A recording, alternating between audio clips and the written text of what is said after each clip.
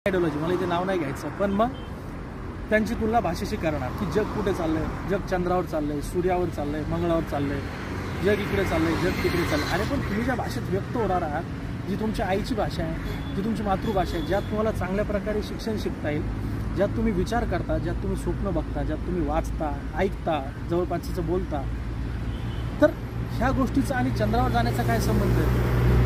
म्हणजे हा निवळ बोलणं आहे. म्हणजे जर मी इथे असली शब्द नाही वापरते, पण ज्याला म्हणतो ना आपण की आयडियोलॉजिकल मास्टरबेशन किंवा बौद्धिक हस्तमैथून करणे, ज्याचा फक्त एक काही वेडेवाकडे तर्क द्यायचे, स्वतः किती हुशार आहे किंवा स्वतःची स्वतः तत्ववेता असल्यासारखं काहीतरी व्यक्त व्हायचं, काहीतरी बोलायचं, आणि हे जे मराठी बाबतीत लोक बोलतात त्यांना मूर्ख समजायचं. असे एक उच्चभूषित म्हणा किंवा ज्यांना लक्झरियस मात जे म्हटलं ना ते, आणि हे तिसऱ्या प्रकारात हे मोडणारे लोक, कोणतं तरी आयडियोलॉजी असेल, कोणते तरी विचार असतील, आधुनिक जगाचे विज्ञानाचे दाखले देऊन भाषेला कणगीत कोंबणारे किंवा अडगळीत टाकणारे लोक हे खूप डेंजर आहे. त्यामुळे अशा लोकांपासून सुद्धा सावध राहणार. त्यामुळे जाता जाता एकच की मराठीला महाराष्ट्रात पर्याय करणं हे इनडायरेक्टली मराठीची मुस्कटदाबी करण्यासारखं.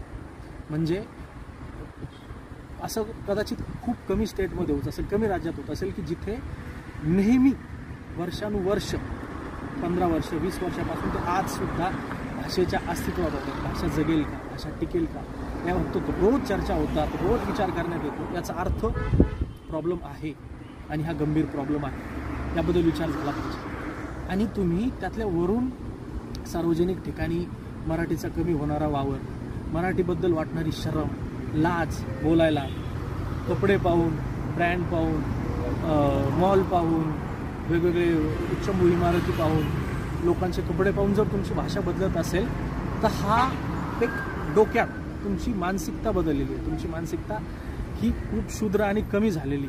तर हा सुद्धा विचार करावा लागेल की पर्याय देऊन चालणार नाही आहे, एखाद्या भाषेचा विरोध म्हणून नाही, पण मराठी बाबतीत. आणि यातनं हे जे आंदोलन झाले, ही जी चळवळ झाली, ही जी लोकांच्या प्रतिक्रिया येत आहेत, ह्या गरजेच्या आहेत. हिंदी विरोध नाही, तर एक मराठी जगवण्यासाठी निर्माण झालेली चळवळ. यातनं जे एक बटरफ्लाय इफेक्ट ज्याला म्हणतो की यातनं पूर्ण देशामध्ये एक मेसेज जाईल आणि येणाऱ्या काळात काही परिणाम दिसतील.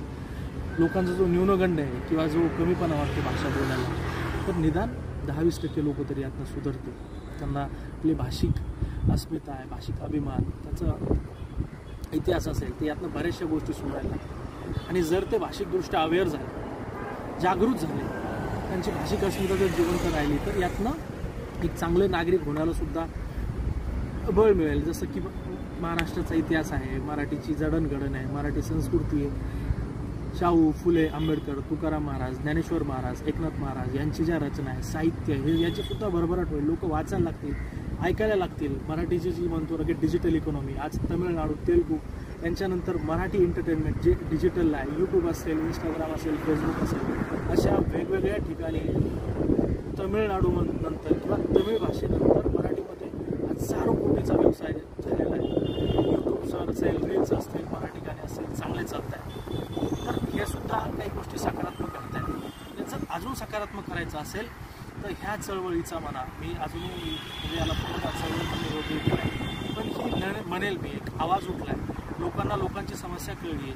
मराठी बाबतीत लोक भीतीच्या अवस्थेत जरी असले, पण लोकांना आता काय करावं काय नाही, आणि मेन म्हणजे हा मुद्दा होणं, राज्यव्यापी चर्चेचा मुद्दा होणं, हीच एक सकारात्मक पाऊल आहे मराठीच्या चिरकाल अस्तित्व राहण्यासाठी.